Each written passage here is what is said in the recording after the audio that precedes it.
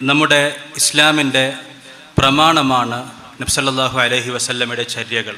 ഈ ഹദീസുകളുടെ സംരക്ഷണം വളരെ ശാസ്ത്രീയമായ രീതിയിലാണ് നിർവഹിക്കപ്പെട്ടിട്ടുള്ളത്. എലാസ്റ്റിസിറ്റി വേണ്ട സ്ഥലങ്ങളിൽ ഇത് എലാസ്റ്റിക്കാണ്. ഉറച്ച രൂപം സ്വീകരിക്കേണ്ട സ്ഥലങ്ങളിൽ ഇതിൽ ഉറപ്പുണ്ട്. സാധാരണ ഒരു നിയമത്തിൻ്റെ സ്വഭാവത്തെ പറ്റി പറയുമ്പം അത് റിജിഡ് ആൻഡ് ഫ്ലെക്സിബിൾ ആയിരിക്കണം എന്ന് പറയും. റിജിഡ് ആൻഡ് ഫ്ലെക്സിബിൾ ആയിരിക്കണം. അതിന് മൗലികമായ മാറ്റമില്ലാത്ത ചില വശങ്ങളുണ്ടാകണം. അതുപോലെ അതിന് കുറച്ച് വിവരണങ്ങളും വ്യാഖ്യാനങ്ങളൊക്കെ ഉള്ള വശങ്ങളുണ്ടാകണം. അതിന് മനുഷ്യൻ്റെ പഠനത്തിനും ഗവേഷണത്തിനും പ്രോത്സാഹിപ്പിക്കുന്ന വശങ്ങളുണ്ടാകണം. ഇതെല്ലാം ചേരുമ്പോഴാണ് സാഹചര്യങ്ങൾ മാറുമ്പോഴും അതുപോലെ എല്ലാ കാലത്തേക്കും മുഴുവൻ ലോകത്തേക്കും ഒരു നിയമം സ്റ്റാൻഡേർഡായിട്ട് സ്ഥാപിക്കാൻ സാധിക്കാം. ഖുർആൻ ഇതിന് പറയുന്നൊരു വാക്ക് ബിൽ മഅറൂഫ് എന്നാണ്. ന്യായമായ നിലയിൽ. ഒരുപാട് കാര്യങ്ങളെക്കുറിച്ച് ഖുർആൻ പറഞ്ഞു ന്യായമായ നിലയിൽ. അപ്പം ന്യായമായ നിലയിൽ എന്നുള്ളത് അതാത് കാലത്ത് അതാത് നാട്ടിൽ തീരുമാനിക്കാൻ സാധിക്കുന്ന രീതിയിൽ ഖുർആൻ വെച്ചു. ഇന്ന് ഇത്ര സംഖ്യയാണ് മഹർ എന്ന് സൗദിയിൽ പറഞ്ഞാൽ അതൊരു പക്ഷേ തമിഴ്നാട്ടുകാർക്ക് ചെറിയ സംഖ്യയായിട്ട് തോന്നും. ഒരു കാലത്ത് കഴിഞ്ഞ നൂറ്റാണ്ടിൽ മനുഷ്യൻ്റെ ആഡംബരമായി കണക്കാക്കിയിരുന്ന പല സംഗതികളും ഇന്ന് അടിസ്ഥാന ആവശ്യമായി മാറിയിട്ടുണ്ടാകും. അപ്പം സർവ്വലൗകികത വരണമെങ്കിൽ, സർവ്വകാലത്തേക്കും സ്വീകാര്യമാകണമെങ്കിൽ റിജിഡ് ആൻഡ് ഫ്ലെക്സിബിൾ ആയിരിക്കണം. ഈ രീതിയിൽ ഹദീസുകൾ പ്രത്യേകമായ ശാസ്ത്രീയ രീതിയിലാണ് ഹദീസുകൾ നമ്മൾ സംരക്ഷിച്ചിട്ടുള്ളത്. പരിശുദ്ധ ഖുർആനെ കുറിച്ച് നമ്മൾ പറയുമ്പോൾ നമുക്കറിയാം, ഓർമ്മയാണ് അതിൻ്റെ അടിസ്ഥാനം. ഹിഫ്ലിലൂടെയാണ് ഖുർആനിൻ്റെ സംരക്ഷണം. എഴുത്ത് മുസ്ഹഫിൻ്റെ കോപ്പികൾ അതിന് സപ്പോർട്ടിംഗ് ആണ്. മുസ്ലിം ഉമ്മത്തിന് ഖിറാഅത്തുകളിലും മറ്റും യോജിപ്പിക്കാനാണ് മുസ്ഹഫുകൾ നമ്മളെ സഹായിച്ചിട്ടുള്ളത്. ഇന്ന് മുഴുവൻ മുസ്ഹഫുകളും ലോകത്ത് കരിച്ചു കളയാൻ എല്ലാ ഗവൺമെൻറ്റുകളും കൂടെ തീരുമാനിച്ചാലും മുസ്ലിം ഉമ്മത്തിന് ഖുർആൻ നഷ്ടപ്പെടുന്ന പ്രശ്നമേ ഇല്ല. ഒരുപാട് ഹൃദയങ്ങളിൽ ഖുർആൻ നമ്മൾ സൂക്ഷിച്ചിട്ടുണ്ട്. ഇതേ രീതിയിൽ ഹദീസുകളെ സംരക്ഷിച്ചിട്ടുള്ളത് സനദിലൂടെയാണ്. ഖുർആൻ മനനം ചെയ്യുന്നത് മുസ്ലിം ഉമ്മത്തിൻ്റെ പ്രത്യേകതയായതുപോലെ മറ്റൊരു വേദഗ്രന്ഥം ബൈബിൾ മനഃപ്പാഠമാക്കിയവരുടെ മത്സരം നിങ്ങൾ എവിടെയെങ്കിലും കേട്ടിട്ടുണ്ടോ?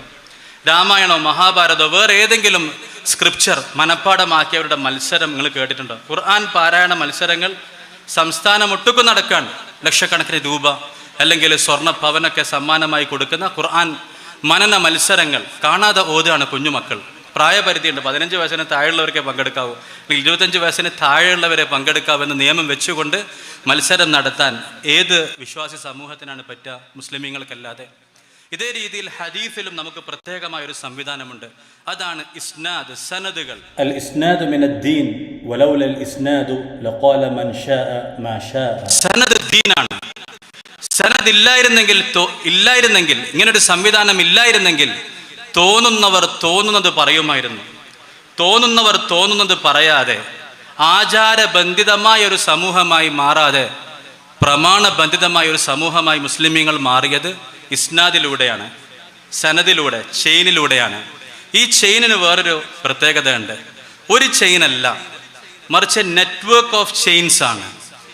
സനദുകളുടെ ഒരു ശൃംഖലയാണ്. 4 ഭാഗത്തേക്കും ക്രോസായിട്ട് ഈ സനദുകൾ പോവാണ്. ഇതിൽ ആര് കൈകടത്തിയാലും മുസ്ലിം സമൂഹത്തിന് തിരിച്ചറിയാൻ സാധിക്കും.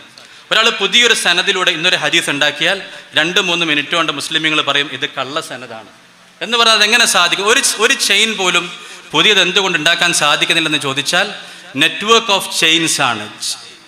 സനദുകളുടെ, നിവേദന പരമ്പരകളുടെ ഒരു ശൃംഖല തന്നെ ഉണ്ട്.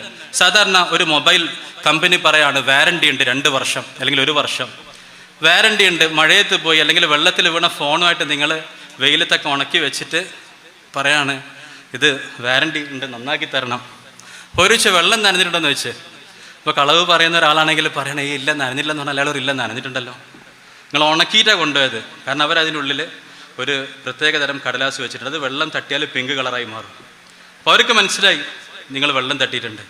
അവർ ചോദിച്ചു നിങ്ങളിത് എവിടെയെങ്കിലും റിപ്പയർ ചെയ്തിട്ടുണ്ടോ? നിങ്ങൾ വേറെ ലോക്കൽ ഷോപ്പിൽ കൊടുത്ത് റിപ്പയർ ചെയ്യാൻ നോക്കിയിട്ടുണ്ടായിരുന്നു? ഇല്ലെന്ന് കളവ് പറഞ്ഞവരവർ ഇല്ല, ഇത് തുറന്നിട്ടുണ്ടല്ലോ. കാരണം അവർ ഒട്ടിച്ചൊരു പ്രത്യേകതരം പശയുണ്ട്, അത് പോയിട്ടുണ്ട്. അവർക്ക് മനസ്സിലായി വേറെ പശ വന്നു, നിങ്ങൾ തുറന്നിട്ടുണ്ടെന്ന് മനസ്സിലായി. ഇത്ര കൃത്യമായിട്ട് മൊബൈൽ കമ്പനികൾ സൂക്ഷിക്കുന്നത് പോലെ ഈ സനദിൽ ആരെങ്കിലും വന്ന് കൈയിട്ടാൽ ഹദീസ് ഇതാരോ കൈയിട്ടിട്ടുണ്ടല്ലോ, ഇതിലാരോ എന്തോ ചേർത്തിട്ടുണ്ടല്ലോ, ഒരാളെ കുറച്ചിട്ടുണ്ടല്ലോ. ആ രീതിയിൽ നെറ്റ്വർക്ക് ഓഫ് ചെയിൻസിലൂടെയാണ് ഹദീസുകളെ സംരക്ഷിക്കുന്നത്. കാരണം ഉമർ റളിയല്ലാഹു ഒരു ഹദീസ് കേട്ടിട്ടുണ്ടെങ്കിൽ ഉമർ റളിയല്ലാഹുവിൻ്റെ മക്കൾ ആരാണ്, അദ്ദേഹത്തിൻ്റെ ശിഷ്യന്മാരാണ്, അവരെന്തൊക്കെ നിവേദനം ചെയ്തു അത് നമ്മൾ സൂക്ഷിച്ചിട്ടുണ്ട്. അപ്പോൾ ഇതിൽ മാച്ചാവാത്ത ഏതെങ്കിലും ഭാഗത്തൂടെ കയറ്റാൻ നോക്കിക്കഴിഞ്ഞാൽ ഈ പിങ്ക് കടലാസ് ഉള്ളതുപോലെ പ്രത്യേക പശ ഉള്ളതുപോലെ മനസ്സിലാകും ഇതിൽ കൈ കടത്തിയിട്ടുണ്ടെന്നുള്ള കാര്യം മുസ്ലിമീങ്ങൾക്ക് വേഗം മനസ്സിലാകും. രണ്ടാമത്തെ സംഗതി ഇതിൻ്റെ എലാസ്റ്റികതയാണ്. എലാസ്റ്റികത എന്ന് പറഞ്ഞാൽ നമ്മൾ എല്ലാ നിയമങ്ങൾക്കും ഒരുപോലെയല്ല ഹദീസുകൾ എടുക്കുന്നത്. വിശ്വാസപരമായ കാര്യങ്ങളുടെ അടിസ്ഥാനം സ്ഥാപിക്കാൻ അത് വിശ്വസിച്ചില്ലെങ്കിൽ ഒരാൾ 72 കക്ഷിയിൽ പെട്ടുപോകും, അല്ലെങ്കിൽ നരകവാസ ആയിപ്പോകും എന്ന് പറയാൻ നമ്മൾ വെച്ചിട്ടുള്ളത് മുതവാത്തിറാണ്. മുതവാത്തിർ എന്ന് പറഞ്ഞാൽ കളവിൽ ഏകോപിക്കാൻ സാധ്യതയില്ലാത്ത വിധം സംഘമായി നിവേദനം ചെയ്തു വന്നത്.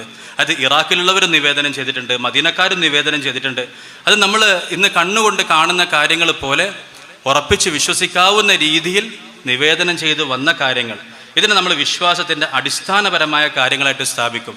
ഇതിന് വ്യാഖ്യാനത്തിന് പഴുതില്ല, നിഷേധത്തിന് പഴുതില്ല. ഇതിനെ വ്യാഖ്യാനിക്കുകയോ നിഷേധിക്കുകയോ ചെയ്താൽ മാത്രമേ ഇവർ പിഴച്ചുപോയി നരകാവകാശിയായി എന്ന് പറയുള്ളൂ. അതിൻ്റെ താഴെ സഹീഹുണ്ട്. സഹീഹ് എന്ന് പറഞ്ഞാൽ 5 നിബന്ധനകൾ പൂർത്തിയായി വന്ന ഹദീസുകൾ. വിധിവിലക്കുകൾക്ക് നിയമങ്ങൾ പറയാനും വിശ്വാസപരമായ ശാഖാപരമായ കാര്യങ്ങൾ പറയാനും നമ്മൾ ഇതാണ് സ്വീകരിക്കുക.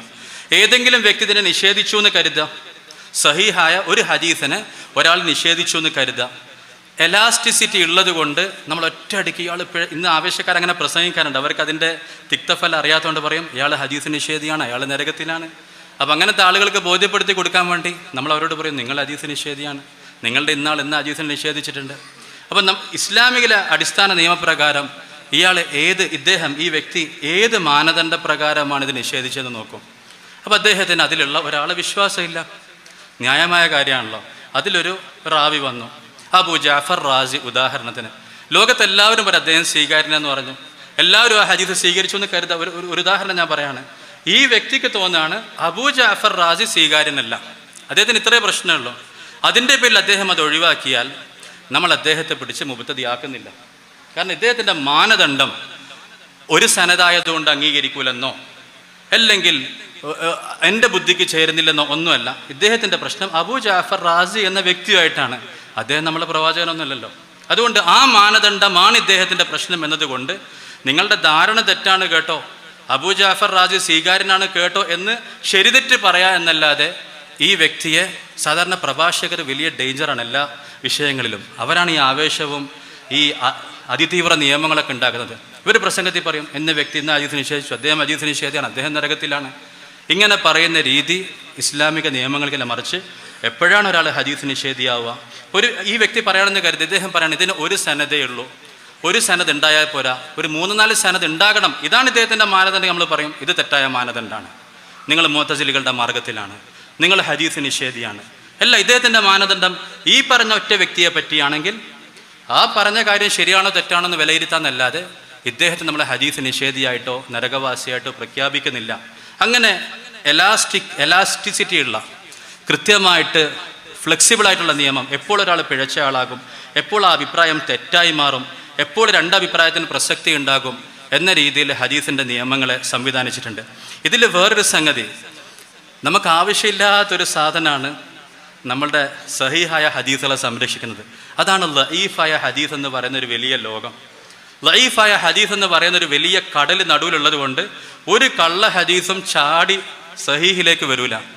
ഇതിൻ്റെ ഇടയിൽ ഇതിന് ലഈഫ് എന്ന് പറയുന്ന വലിയൊരു കടൽ നീന്തിക്കിടക്കാനുണ്ട്. നമ്മളുടെ സാധാരണ ഭാഷയിൽ പറഞ്ഞാൽ ആരോഗ്യവാന്മാർ എന്ന് പറഞ്ഞാൽ സഹീഹായ ഹദീസ്, മരിച്ചവർ എന്ന് പറഞ്ഞാൽ കള്ള ഹദീസ്. ആരോഗ്യവാന്മാരുടെയും മരിച്ചവരുടെ ഇടയിൽ വലിയൊരു സമൂഹം നിലനിൽക്കുന്നു, രോഗികൾ. മനസ്സിലായില്ല? ഈ രോഗികൾ എന്ന് പറയുന്നതിൽ ഒരുപാട് കാറ്റഗറി ഉണ്ട്. ജലദോഷമുള്ളവരുണ്ട്, ഉൾപ്പനിയുള്ളവരുണ്ട്, നല്ല പനിയുള്ളവരുണ്ട്, ക്യാൻസർ ഉള്ളവരുണ്ട്, കോമാ സ്റ്റേജിലുള്ളവരുണ്ട്. എന്ന് പറഞ്ഞതുപോലെ ലഈഫായ ഹദീസുകളിൽ സ്വയം പരിഹൃതമാകുന്ന ലൂഫുകളുണ്ട്.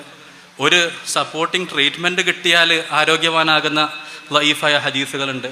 അതുപോലെ തന്നെ ജീവിച്ചിരിക്കുന്നൊന്നും കണക്കാക്കാൻ പറ്റാത്ത കോമാ സ്റ്റേജിലുള്ളത് പോലത്തെ ഇതുമുണ്ട്. അതായത് അതിനെ ഹദീസായിട്ട് കണക്കാക്കാൻ തന്നെ പ്രയാസമാണ്. അതിനുശേഷമാണ് കള്ള ഹദീസ് എന്ന് പറയുമ്പം ഒരു കള്ള ഹദീസിനെ നേരെ എടുത്തുകൊണ്ട് വന്ന് ഈ പറയുന്ന വലിയ ഒരു സമുദ്രത്തെ മറികടന്ന് സഹീഹിലേക്ക് കൊണ്ടുവന്ന് വെക്കാൻ സാധിക്കുന്നില്ല എന്ന് പറയുമ്പം നമ്മുടെ ശരീരത്തിലുണ്ടല്ലോ പല വസ്തുക്കളും, ചില സാധനങ്ങൾക്ക് പ്രത്യേകിച്ച് ഫംഗ്ഷൻ ഒന്നുമില്ല, പക്ഷെ അത് അവിടെ ഉണ്ടായിരിക്കണം എന്ന് പറഞ്ഞതുപോലെ ഈ ലൈഫ് നടുവിലുള്ളത് കൊണ്ട് ഒരു കള്ള ഹദീസിനും കയറി ഇങ്ങോട്ട് വന്ന് സഹീഹിലേക്ക് എത്താൻ സാധിക്കുന്നില്ല. അപ്പോൾ എലാസ്റ്റിസിറ്റി അറിയാതെ നിയമങ്ങളെ കുറച്ച് തീവ്രമാക്കിയാൽ ഞങ്ങൾ ഹദീസുകളെ സംരക്ഷിക്കാൻ പറ്റുമെന്ന് സാധിക്കുന്നവരെന്ത് പറയും? ലൈഫ് ഞങ്ങൾ തൊടൂല, ലൈഫ് എന്ന് പറഞ്ഞാൽ വലിച്ചെറിയണം. ഇവരുടെ ഉദാഹരണം എന്താണെന്നറിയോ? ഭാര്യ വിളിച്ചു പറഞ്ഞ മോന് സുഖയില്ലാന്ന്. അപ്പോൾ മൂപ്പര് അപ്പം തന്നെ ഖബർ കുഴിക്കുന്ന ആളെ വിളിച്ച്, ഹലോ ഒരു ഖബർ കുഴിക്കണം, എൻ്റെ മോനിക്ക് സുഖയില്ലെന്നാണ്. അപ്പോൾ മോന് സുഖയില്ലെങ്കിൽ ഖബർ കുഴിക്കല്ലല്ലോ ചെയ്യാം. എന്താണ് അസുഖം എന്ന് അന്വേഷിച്ച് ട്രീറ്റ്മെൻറ്റ് ചെയ്യാൻ പറ്റുമോ നോക്കാം. രോഗം മൂർച്ഛിച്ച് മരിക്കാനായാലല്ലേ ഖബർ കുഴിക്കേണ്ടത്. അപ്പോൾ കള്ള ഹദീസ് വേറെ, ലഈഫായ ഹദീസുകൾ വേറെ. ലഈഫിനെ നമ്മൾ വളരെ നിർത്തേണ്ടടുത്ത് നിർത്തി. നമ്മൾ വിശ്വാസപരമായ കാര്യങ്ങൾക്ക് എടുക്കൂല, വിശ്വാസത്തിലെ ശാഖാപരമായ കാര്യങ്ങൾക്ക് എടുക്കൂല, നമ്മളുടെ നിയമസംഹിതകൾക്ക് പോലും ഉപയോഗിക്കൂല. ഹലാൽ ഹറാമ് പറയാൻ ഇമാമുകൾ പറഞ്ഞു. എന്തെങ്കിലും സംഭവമോ ചരിത്രമോ അല്ലെങ്കിൽ സ്ഥിരപ്പെട്ട അമലുകളുടെ മഹത്വമോ ഒക്കെ ആണെങ്കിൽ, അല്ലെങ്കിൽ ശ്രേഷ്ഠമായ കാര്യങ്ങളൊക്കെ ആണെങ്കിൽ ഞങ്ങൾ കൈയഴിച്ചോടും. ഹലാൽ ഹറാമാണെങ്കിൽ ഇദാ കാന ഫിൽ ഹലാലി വൽ ഹറാമി ഷദ്ദദ്ന. ഹലാൽ ഹറാമിൻ്റെ വിഷയങ്ങൾ വന്നു കഴിഞ്ഞാൽ, ഇസ്ലാമിലെ നിയമങ്ങളുമായി ബന്ധപ്പെട്ട വിഷയങ്ങൾ വന്നു കഴിഞ്ഞാൽ ഞങ്ങളതിനെ ശക്തിയാക്കും. പിന്നെ ഓരോന്ന് പരിശോധിക്കും. ഇദ്ദേഹത്തെ ആര് കണ്ടു, ഇദ്ദേഹത്തോട് ആര് പറഞ്ഞു, എങ്ങനെ പരിശോധിക്കും. അങ്ങനെ ലഈഫ് എന്ന് പറയുന്നൊരു സാധനത്തെ നടുവിൽ നിർത്തിയിട്ട് കള്ള ഹദീസുകളെയും സഹീഹിനെയും തമ്മിൽ വളരെ അകലത്തിൽ നിർത്തി ഒരു കള്ള ഹദീസിന് ചാടിക്കടന്ന് സഹീഹിലേക്ക് എത്താൻ സാധിക്കുകയില്ല എന്നർത്ഥം. ഇനി ഞാൻ സനദ് പറഞ്ഞു, സനദുകളുടെ ആ ശൃംഖലയെക്കുറിച്ച് പറഞ്ഞു, എലാസ്റ്റിസിറ്റിയെക്കുറിച്ച് പറഞ്ഞു. അതുപോലെ തന്നെ ലഈഫ് എന്ന് പറയുന്ന ഒരു സംഗതി വളരെ രോഗികളുടെ സ്ഥാനത്ത് നമ്മൾ നിർത്തുന്നതിന്, ആ രോഗം എന്താണെന്ന് പരിശോധിച്ചിട്ട് നമ്മൾ ബാക്കി കാര്യങ്ങൾ തീരുമാനിക്കും. അതിനെ വിധിവിലക്കുകളിലേക്ക് അടുപ്പിക്കുന്നില്ല. ആരോഗ്യത്തെ നമ്മൾ പ്രത്യേകം മാറ്റി നിർത്തി എന്ന് പറയുമ്പം ഹദീസുകളെ സംബന്ധിച്ച് അടുത്ത സംഗതി, ഹദീസുകളുടെ ടെക്സ്റ്റിൻ്റെ കൂടെ ഒരു തലമുറ എന്ത് ചെയ്തു എന്നുള്ളത് പരിശോധിക്കുന്നുണ്ട്. വെറും ടെക്സ്റ്റിനല്ല പിൻപറ്റുന്നത്. എൻ്റെ ഉപ്പാനെ പറ്റി നിങ്ങൾ ഏത് യൂണിവേഴ്സിറ്റിയിൽ പോയി PhD ചെയ്താലും എന്നെക്കാൾ എൻ്റെ ഉപ്പാനെ പറ്റി നിങ്ങൾക്ക് അറിയാമെന്ന് പറഞ്ഞാൽ നാട്ടുകാർ ചിരിക്കും. മനസ്സിലായില്ലേ? ഞാൻ PhD ചെയ്തിട്ടില്ല, ഞാൻ എൻ്റെ ഉപ്പാനെ പറ്റി പുസ്തകമൊന്നും എഴുതിയിട്ടില്ല, പക്ഷെ എൻ്റെ ഉപ്പാനെ ഞാൻ കണ്ടിട്ടുണ്ട്, എനിക്ക് എൻ്റെ ഉപ്പാനെ പറ്റി അറിയാം. ലോകത്ത് ഏത് PhD ചെയ്താലും നിങ്ങൾക്ക് എൻ്റെ ഉപ്പാനെ പറ്റി എന്നെക്കാൾ അറിയാൻ കഴിയില്ല എന്ന് പറഞ്ഞതുപോലെ നിങ്ങൾ ഏത് ടെക്സ്റ്റ് കൊണ്ടുവന്നാലും ശരി, ഇമാം അബൂ ഹനീഫ താബിഈയാണ്. അദ്ദേഹം നോക്കും, ഇബ്രാഹിമുൻ നഖൈക്ക് അത് അറിയോ, ഇറാഖിൽ ഒരു തലമുറക്ക് അത് അറിയോ, മദീനയിൽ ഒരു തലമുറക്ക് അത് അറിയോ എന്ന് പരിശോധിക്കും. അഥവാ ഈ ഹദീസുകളെ സഹാബികൾ എങ്ങനെ മനസ്സിലാക്കി, തിയറിയോടൊപ്പം പ്രാക്ടിക്കൽ അതിന് പിന്തുണ നൽകുന്നുണ്ടോ, പ്രാക്ടിക്കൽ രൂപം അതിനുണ്ടോ എന്ന് കൂടെ നോക്കുന്നുണ്ട്. അഥവാ ഹദീസിൻ്റെ ടെക്സ്റ്റുകൾക്ക് പുറമെ അതിനെ എങ്ങനെ പ്രവർത്തിച്ചു എന്നതിനെയും കൂടെ ചേർത്ത് വെച്ചുകൊണ്ടാണ് നമ്മൾ നിയമനിർമ്മാണവും അതുപോലെ തന്നെ ഹദീസുകൾ ഗ്രഹിക്കുകയൊക്കെ ചെയ്യുന്നത്. ഇമാം തിർമിദി ഹദീസ് ഗ്രന്ഥങ്ങൾ ശേഖരിച്ചുകൊണ്ട് പറഞ്ഞു, 2 ഹദീസുകൾ ഇതിൽ നിങ്ങൾ സൂക്ഷിക്കണം. അത് ലോകത്താരും പ്രാവർത്തികമാക്കിയിട്ടില്ല. മദ്യപാനിക്ക് ശിക്ഷ കൊടുക്കുന്നതുമായി ബന്ധപ്പെട്ട് 5ാമത്തെ തവണ കൊന്നുകളയണമെന്നൊരു പദം വന്നിട്ടുണ്ട്, പക്ഷെ ലോകത്താരും പ്രാവർത്തികമാക്കാത്തത് കൊണ്ട് നിങ്ങളതിനെ സൂക്ഷിക്കണം എന്ന് പറഞ്ഞു. അതുപോലെ ഒരു കാരണവും ഇല്ലാതെ വെറുതെ ചെമ്മ് ചെയ്തു എന്ന് പറയുന്നൊരു ഹദീസുണ്ട്. 2 നിസ്കാരങ്ങൾ വെറുതെ, രോഗമോ ഭയമോ മഴയോ അല്ലെങ്കിൽ യാത്രയോ ഒരു കാരണവുമില്ലാതെ വെറുതെ ജമ്മ ചെയ്യുന്ന പറയുന്ന ഹദീസുണ്ട്. ലോകത്താരും അത് പ്രാവർത്തികമാക്കിയിട്ടില്ല എന്ന കാര്യം നിങ്ങൾ സൂക്ഷിക്കണം. അതായത് ലോകത്താരും ഒരു തലമുറയിൽപ്പെട്ട ഒരാളും പ്രാവർത്തികമാക്കാത്തത് കൊണ്ട്, അപ്പോൾ ആ ടെക്സ്റ്റ് ഉള്ളത് കൊണ്ട് നിങ്ങൾ അങ്ങനെ ചെയ്യാം എന്നല്ല പറഞ്ഞത്, മറിച്ച് ആ ടെക്സ്റ്റ് ഉണ്ട്, സൂക്ഷിക്കണം. ആരും അത് പ്രവർത്തിക്കാത്തത് കൊണ്ട് നമുക്കറിയാത്ത എന്തോ ഒരു അർത്ഥം, അല്ലെങ്കിൽ ആ സമയത്ത് സവിശേഷമായ വേറെന്തോ ഒരു സാഹചര്യം ഉണ്ടായിട്ടുണ്ടെന്നർത്ഥം, അത് ഈ ടെക്സ്റ്റിൽ വരാത്തത് കൊണ്ട് നിങ്ങൾ സൂക്ഷിക്കണം എന്നാണ് പറഞ്ഞതിൻ്റെ അർത്ഥം.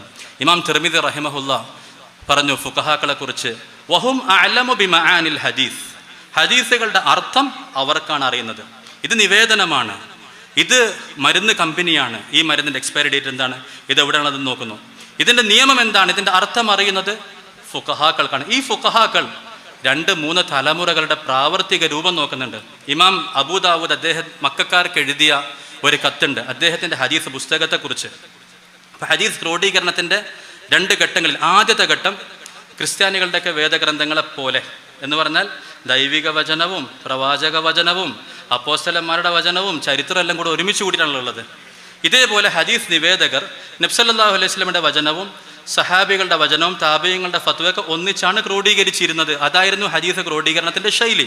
മുസന്നഫ് ഇബ്നു അബി ഷൈബയാകട്ടെ, മുവത്ത ഇമാം മാലിക് ആകട്ടെ, ആ രീതിയിലാണ് രചിച്ചിട്ടുള്ളത്. ക്രോഡീകരണത്തിൽ എല്ലാം വേർതിരിക്കണമല്ലോ. അള്ളാഹുവിൻ്റെ വചനം ഏതാണെന്ന് അത് പ്രത്യേകം അറിയണം. അത് ഖുർആനാണ്. അതിൽ മുസ്ലിമീങ്ങൾ അതിൽ അടിക്കുറിപ്പോ അല്ലെങ്കിൽ സൈഡ് നോട്ട്സ് എഴുതുന്നത് പോലും പേടിച്ചിരുന്നു. അതുമായി വേറൊന്നും കലരാതിരിക്കാൻ നമ്മൾ ഓതുമ്പോൾ നമുക്കൊരു നോട്ട് ഓർമ്മ വരില്ല, എന്തെങ്കിലും ഇത് നല്ല പോയിന്റ് ആണെന്നിട്ട്, അല്ലെങ്കിൽ എന്തെങ്കിലും ഒരു എക്സ്ട്രാ പോയിന്റ് അതിൻ്റെ അർത്ഥം അതുപോലും എഴുതാൻ പേടിച്ചിരുന്നു, അള്ളാഹുവിൻ്റെ വചനങ്ങൾ വേറെ വചനങ്ങളുമായി കലരാതിരിക്കാൻ വേണ്ടി. അപ്പം ക്രോഡീകരണത്തിൻ്റെ സൂക്ഷിപ്പിന് വേണ്ടി അടുത്ത ഘട്ടത്തിൽ തീരുമാനിച്ചു നബി സല്ലല്ലാഹു അലൈഹി വസല്ലമയുടെ വചനങ്ങൾ മാത്രമായിട്ട് ക്രോഡീകരിക്കണം. അങ്ങനെയാണ് ഇമാം ബുഖാരി ആ കാലഘട്ടം മുതൽ ഹദീസുകൾ മാത്രം, പ്രവാചക വചനങ്ങൾ മാത്രം ക്രോഡീകരിക്കുന്നത്. ആ കാലഘട്ടത്തിൽ വന്ന ആ രീതിയിൽ ക്രോഡീകരിച്ച ഇമാം അബൂ ദാവൂദ് അദ്ദേഹം മക്കക്കാർക്ക് എഴുതാണ്, എനിക്ക് ഇഷ്ടം ആ പഴയ രീതിയാണ്. ഇദ്ദേഹം നബിവചനം മാത്രമേ ക്രോഡീകരിച്ചിട്ടുള്ളൂ. എന്നിട്ട് അദ്ദേഹം മക്കക്കാർക്ക് എഴുതാണ്, റിസാലത്തു അബീ ദാവൂദ് ഇലാ അഹ്ലി മക്കയിൽ എഴുതാണ്, എനിക്കിഷ്ടം നേരത്തെ ഉണ്ടായിരുന്നത് പോലെ പ്രവാചക വചനങ്ങളോടൊപ്പം സഹാബികളുടെയും താബിഈങ്ങളുടെയും വാക്കും പ്രവർത്തികളും രേഖപ്പെടുത്തുന്നതാണ് എനിക്ക് ഇഷ്ടം എന്ന് പറഞ്ഞാൽ ഹദീസുകളുടെ ദുർവ്യാഖ്യാനം തടയാൻ, തിയറിയോടൊപ്പം പ്രാക്ടിക്കൽ രൂപവും കൂടെ സൂക്ഷിക്കപ്പെടാൻ അത് സഹായിക്കും എന്ന രീതിയിൽ അതാണ് നല്ല രീതി എന്ന് ഇമാം അബൂ ദാവൂദ് റഹ്മത്തുള്ളാഹി പറയാം. അപ്പോൾ ക്രോഡീകരണത്തിന് നല്ലത് ഇതാണ്. എല്ലാം വേറെ വേറെ ആക്കാം. മനസ്സിലാക്കുമ്പം എന്താണ് ഇതിൻ്റെ അർത്ഥം എന്ന് മനസ്സിലാക്കുമ്പം സഹാബികളുടെയും താബിഈങ്ങളുടെയൊക്കെ ചേരുമ്പം ഒരുപാട് ദുർവ്യാഖ്യാനങ്ങളെ ഒഴിവാക്കാനും കൃത്യമായിട്ട് ഹദീസുകളെ സംരക്ഷിക്കാനും പറ്റും. എന്ന് മാത്രമല്ല, നമുക്ക് പഠനത്തിനും ഗവേഷണത്തിനൊക്കെ ധൈര്യമുള്ളവരായതുകൊണ്ട് നബി സല്ലല്ലാഹു അലൈഹി വസല്ലം നമുക്ക് തന്നൊരു ധൈര്യം എന്താണെന്നറിയോ? ഹദ്ദിസു അൻ ബനി ഇസ്രാഈല വലാ ഹറജ്. നിങ്ങൾ വേദക്കാരിൽ നിന്ന് പോലും ഉദ്ധരിച്ചോളൂ, ബൈബിൾ തോറ പണ്ഡിതന്മാരിൽ നിന്ന് നിങ്ങൾ ഉദ്ധരിച്ചോളൂ. നബിതങ്ങൾ അനുവദിക്കുകയാണ്, സഹീഹുൽ ബുഖാരിയിലെ ഹദീസാണ്.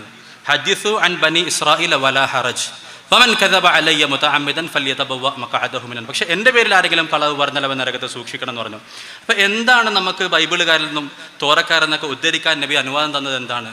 നേരത്തെ പറഞ്ഞ വിശ്വാസപരമായ കാര്യങ്ങൾ, ശാഖാപരം, അടിസ്ഥാനം, അതൊക്കെ നമ്മൾ മാറ്റിവെച്ചു. നമ്മളുടെ കർമ്മശാസ്ത്രം ഒക്കെ മാറ്റിവെച്ചു, ഹലാൽ ഹറാമുകളൊക്കെ മാറ്റിവെച്ചു. ബൈബിളിലൊരു കഥയുണ്ടെന്ന് കരുതുക. ഒരു കുട്ടി ഉമ്മയെ അനുസരിച്ചു, ആ കുട്ടിക്ക് ദൈവപ്രീതി കിട്ടി, ആ കുട്ടി സ്വർഗത്തിൽ പ്രവേശിച്ചു. നമുക്ക് യാതൊരു ഗുണവും ദോഷവുമില്ല കഥ കൊണ്ട്. ഉമ്മാനനുസരിക്കാൻ നമ്മൾക്ക് ആയത്തുകളുണ്ട്, ഹദീസുകളുണ്ട്. ഇപ്പം ഈ സംഭവത്തിൽ പറഞ്ഞത് എന്തേ ഉള്ളൂ? കുട്ടി ഉമ്മനനുസരിച്ചു, അപ്പോൾ അത് ഓൾറെഡി നമ്മൾ അംഗീകരിക്കുന്ന കാര്യമാണ്. അപ്പോൾ അത് അനുവദിക്കാൻ, അത് ഉദ്ധരിക്കാൻ അനുവാദം തരികയും പക്ഷെ എൻ്റെ പേരിൽ കളവ് പറയരുതെന്ന് അതിനോട് ചേർത്ത് പറയുകയും ചെയ്തു. അപ്പോൾ മുസ്ലിമീങ്ങൾ ഇങ്ങനെയുള്ള കാര്യങ്ങൾക്ക് നമ്മൾ പഠിപ്പിച്ച കാര്യത്തോട് യോജിക്കുന്നു, അതിനോട് എതിരാകുന്നില്ല, ഇങ്ങനെ ഇനം തിരിച്ചിട്ടുണ്ട്. അതായത് സാധാരണ ഖുർആൻ വ്യാഖ്യാന ഗ്രന്ഥങ്ങളിൽ കാണാം നമ്മളുടെ അടുത്തുള്ള സംഭവങ്ങൾ. യൂസുഫ് നബി അലൈഹി സ്വലാമിനെ കിണറ്റിലിട്ടു, ഇസ്മായിൽ അലൈഹി സ്വലാമിനെ അറക്കാൻ കൊണ്ടുപോയി. ഖുർആൻ പറയാണ് ഉപ്പയോടൊപ്പം ഓടി നടക്കാനുള്ള പ്രായമായപ്പോൾ. അപ്പോൾ അതിൽ നമുക്ക് കൊണ്ട് ഒരുപാട് പാഠം കിട്ടി. ഉപ്പനോടൊപ്പം കൈപിടിച്ച് നടക്കണമെന്നും അതുപോലെ തന്നെ ഉപ്പാക്ക് ഇത്ര സ്നേഹം ഉണ്ടാകണം എന്നൊക്കെയുള്ള ഒരുപാട് പാഠങ്ങൾ അതിൽ കിട്ടി. 7 വയസ്സായാൽ 10 വയസ്സായാലെന്ന് പറഞ്ഞാൽ ആ ഒരു ഗുണപാഠം കിട്ടൂലായിരുന്നു. അപ്പം ബൈബിളിലോ മറ്റു ഗ്രന്ഥങ്ങളിലോ അതിൻ്റെ പൂരകമായിട്ട് കാണുന്നു യൂസുഫ് അലൈഹി സ്വലാമിൻ്റെ അന്നത്തെ പ്രായം ഇത്രയായിരുന്നു എന്ന് കണ്ടാൽ നമ്മളടുത്ത് നിയമമുണ്ട്. പറഞ്ഞതിനോട് യോജിക്കുന്നു എന്ന് കരുതാം. യൂസുഫ് നബിയെ കണ്ടിട്ടുണ്ടെന്ന് ഖുർആൻ പറയുന്നു. കിണറ്റിലിട്ടതായിട്ട് വേദക്കാർ പറയുന്നെങ്കിൽ നമ്മളതിൽ വിശ്വസിക്കുന്നു. കിണറ്റിലിട്ടു എന്ന് നമ്മൾ പറയുമ്പം ഇല്ല എന്ന് പറഞ്ഞാൽ നമ്മളതിനെ നിഷേധിക്കുന്നു. എതിരാകുന്നുമില്ല, യോജിക്കുന്നുമില്ല. അതല്ലാതെ പൂരകമായി വരുന്നതാണെങ്കിൽ നമ്മളതിനെ വിശ്വസിക്കുന്നുമില്ല, നിഷേധിക്കുന്നുമില്ല. ഒരു റിപ്പോർട്ടായിട്ട് നമ്മൾ സാധാരണ മനോരമ റിപ്പോർട്ട് എന്നൊക്കെ പറയുന്നു, ഇതേപോലെ റിപ്പോർട്ടായിട്ട് അതിനെ പറയുന്നു. അതിന് യോജിക്കുന്നെങ്കിൽ എടുത്തോളൂ, അല്ലേ വേണ്ട. ഇപ്പോൾ ഉദാഹരണത്തിന് ഇതിൻ്റെയൊക്കെ വിഷ്വലൈസേഷൻ ഉണ്ടെങ്കിൽ നിങ്ങൾക്ക് കൃത്യമായിട്ട് മനസ്സിലാകും. ഇപ്പോൾ ഇവിടെ ഒരു അലിക്കാക്ക ഉണ്ടായിരുന്നു എന്ന് കരുതുക, നല്ല സൽക്കർമ്മിയായ മനുഷ്യനാണ്. ഇവിടുത്തെ പള്ളി അദ്ദേഹം എടുത്തതാണ്, അദ്ദേഹമാണ് അപ്പുറത്തെ ഗ്രൗണ്ട് എടുത്തത്. ഇദ്ദേഹത്തെ പറ്റി നമുക്ക് ഒരുപാട് സംഭവം അറിയുന്ന കൂട്ടത്തിൽ ഒരാൾ പറഞ്ഞു എൻ്റെ മോളെ കല്യാണത്തിന് അദ്ദേഹം 5000 രൂപ തന്നിട്ടുണ്ടെന്ന് പറഞ്ഞു. അപ്പം നമുക്ക് എന്തായാലും അറിയാം അലിക്കാക്ക നല്ല മനുഷ്യനായിരുന്നു, നല്ല ഹാജിയാരായിരുന്നു, ഒരുപാട് ദാനധർമ്മം ചെയ്തിട്ടുണ്ട്. അദ്ദേഹത്തെ പറ്റി പറയാണ്. അപ്പോൾ സ്വാഭാവികമായിട്ട് ആ സംഭവം നമ്മൾ പറയൂലേ. നേരെ മറിച്ച് ഒരു വ്യക്തി പറയാണ് നിങ്ങൾ വിചാരിക്കുന്ന പോലത്തെ ആളല്ല അലിക്കാക്ക, അദ്ദേഹത്തിന് വേറെ രഹസ്യബന്ധം, നമ്മൾ പോയി പണി നോക്കാൻ പറയും. നമ്മളൊരു ഇത് തെറ്റായ സംഭവമാണെന്ന് പറയും. കാരണം എന്താ, നമുക്കറിയുന്നൊരു സംഗതിയുണ്ട്, അതിനോട് ഇത് യോജിക്കുന്നു. അപ്പം നമ്മളത് റിപ്പോർട്ട് എന്ന രീതിയിൽ അതിനെ സ്വീകരിച്ചു, ഒരു റിപ്പോർട്ടായിട്ട് കണ്ടു. നമ്മൾ നിയമത്തിൻ്റെ പരിസരത്തേക്ക് ഇതിനെ അടുപ്പിക്കില്ല ഇങ്ങനത്തെ റിപ്പോർട്ടുകളെ. അതിന് നമുക്ക് പ്രമാണങ്ങൾ വേണം. നേരെ മറിച്ച് സമയം അവസാനിച്ചു. നേരെ മറിച്ച് യോജിക്കാത്തതാണ് വന്നതെങ്കിൽ നമ്മളവിടെ അതിനെ സൂക്ഷിക്കും. ഈ രീതിയിൽ ശാസ്ത്രീയമായ രീതിയിലാണ് ഹദീസുകളെ സംരക്ഷിച്ചിട്ടുള്ളത്. പിന്നെ ഹദീസ് നിഷേധകരെന്ന് പറയുമ്പോൾ നമ്മളുടെ പഴയ കാലത്തുണ്ട് നല്ലാം, അബൂ ജാഫർ ഇസ്കാഫിയെ പോലുള്ളവർ. പിന്നെ ഇവിടുത്തെ സാഹചര്യം പറയുമ്പോൾ ചേകൻ ഒരു വെറും കോപ്പിയാണ്. ഇന്ന് ന്യൂഡിൽസ് പാക്കറ്റ് പോലെ 1 മിനിറ്റ് കൊണ്ട് വറുത്തെടുക്കാവുന്ന ആശയമാണ് ഹദീസ് നിഷേധം. ഏതെങ്കിലും ഒരാൾ ഈമാൻ വിൽക്കാൻ തീരുമാനിച്ചാൽ മതി, ഒരാൾ ദീനില്ലാതാകാൻ തീരുമാനിച്ചാൽ മതി. അപ്പം നമുക്കതിനുള്ള മറുമരുന്ന് അറബിയിൽ ആദ്യമേ തയ്യാറാണ്. നമുക്കത് ഭീഷണിയല്ല. പ്രത്യേകിച്ച് ഇന്നത്തെ ചില ഹദീസ് നിഷേധികളെക്കുറിച്ച് സമയമില്ലാത്തതുകൊണ്ട് പറയുന്നില്ല. സ്വഭാവ പരിശുദ്ധിയില്ല. എനിക്കറിയാതിരിക്കാം, വ്യക്തികളുടെ പേര് പറഞ്ഞ് സദസ്സ് മലീമസാക്കണ്ടല്ലോ. വൈജ്ഞാനിക സത്യസന്ധതയില്ല, ആശയപരമായിട്ട് അറിവില്ല. ഞാൻ പേര് പറയുന്നുണ്ട്. ഇന്നത്തെ ഒരു ഹദീസ് നിഷേധി, ഖുർആൻ അകം ഇരുൾ എഴുതിയ വ്യക്തി, ഒരു യുക്തിവാദിയായിട്ട് പോഡ്കാസ്റ്റ് നടത്താണ്, ചർച്ച നടത്താണ്. രണ്ടാളുടെ പ്രശ്നം എന്താണെന്നറിയോ? 6 ലക്ഷം ഹദീസ് ഉണ്ടായിരുന്നു, ഇപ്പോൾ 50,000 മാത്രമേ കാണുന്നുള്ളൂ. അതായത് 90% കാണാനില്ല എന്നുള്ളതാണ് പ്രശ്നം. ഇവർക്ക് ഹദീസ് എന്ന് എന്തിനാണ് പറയാന്ന് പോലും അറിയില്ല. നമ്മൾ 5 ലക്ഷം അല്ലെങ്കിൽ 3 ലക്ഷം എന്ന് പറഞ്ഞപ്പം ചെയിനാണ് എണ്ണിയത്, ടെക്സ്റ്റ് അല്ല എണ്ണിയത്, ചെയിനിൻ്റെ എണ്ണാണ് പറഞ്ഞത്. ഇന്നമൽ അഅമാലു ബിന്നിയാത്ത് എന്ന് പറയുന്ന ബുഖാരിയിൽ 1-ാമത്തെ ഹദീസ് നമുക്ക് ഒരു ഹദീസാണ്. ഇമാം ബുഖാരിക്ക് അത് 300 ഹദീസാണ്. കാരണം അതിൻ്റെ 4-ാമത്തെ നിവേദകൻ മുതൽ 300-ലധികം അല്ലെങ്കിൽ 500ഓളം നിവേദകർ അതിലുള്ളത് കൊണ്ട് ഇമാം ബുഖാരി ആ ഹദീസിനെ 500ആയിട്ടാണ് എണ്ണ. കാരണം അതിന് 500ആയിട്ട് അദ്ദേഹം പഠിക്കുന്നുണ്ട്, ഓരോരുത്തരുടെ പേരും പഠിക്കുന്നുണ്ട്. നമുക്കതിലെ പേരറിയാത്തത് കൊണ്ട്, നമ്മൾ ടെക്സ്റ്റ് മാത്രം എണ്ണുന്നത് കൊണ്ട് നമ്മൾ അതിനെ ഒന്നായിട്ടാണ് എണ്ണുന്നത്. ഇപ്പം ഇന്ന് 50,000 ഉണ്ട് അല്ലെങ്കിൽ 60,000 ഉണ്ടെന്ന് അവർ എണ്ണിയല്ലോ, അത് ടെക്സ്റ്റാണ്. 3 ലക്ഷം അല്ലെങ്കിൽ 10 ലക്ഷം നമ്മൾ പറഞ്ഞത് ചെയിനാണ്. അപ്പം ഇതിൻ്റെ ചെയിൻ എങ്ങനെ എണ്ണും, ടെക്സ്റ്റ് എങ്ങനെ എണ്ണും എന്നറിയാത്തവരാണ് ഇരുന്ന് ഇൻ്റർനെറ്റിൽ വന്നിട്ട്. നേരത്തെ ഇദ്ദേഹം അങ്ങനത്തെ ഗ്രൂപ്പുകളിൽ കുട്ടികൾ പോയി പങ്കെടുത്തവർക്ക് പഠിച്ചോനെ 5.5 ലക്ഷം ഹദീസ് കാണാനില്ലേ? സംഭവം എന്താണ്? നമ്മൾ പറഞ്ഞത് ചെയിനാണ്, ഇവരെണ്ണിയത് ടെക്സ്റ്റാണ്. ഇത്രയും ഈ വിഷയത്തിൽ അറിവില്ലാത്ത ആളുകളായതുകൊണ്ട് ഇൻഷാ അല്ലാഹ് ഹദീസുകൾ കൃത്യമായിട്ട് സുരക്ഷിതമായിരിക്കും. അതിൻ്റെ ശാസ്ത്രീയമായ വശം വിവരിച്ചു കഴിഞ്ഞു അല്ലാഹു തആല ശരിയായ രീതിയിൽ മനസ്സിലാക്കാനും മുസ്ലിം ഉമ്മത്തിന് ഈ ആശയങ്ങളിലേക്ക് എത്തിക്കാനും തൗഫീഖ് നൽകുമാറാകട്ടെ. ഇതിനെ സംഘടിപ്പിച്ച ഇത്തിഹാദുൽ ഉലമാക്കും അതുപോലെ തന്നെ ഇതിൻ്റെ ഭാരവാഹികൾക്കും പ്രത്യേകം നന്ദി പറയുന്നു. അല്ലാഹു തആല അവർക്ക് ഇനിയും കൂടുതൽ ദീനിൻ്റെ വഴിയിൽ പ്രവർത്തിക്കാൻ തൗഫീഖ് നൽകുമാറാകട്ടെ. ജസാക്കുമുല്ലാഹ് ഖൈർ. അസ്സലാമു അലൈക്കും വറഹ്മത്തുള്ളാഹി വബറകാതുഹു.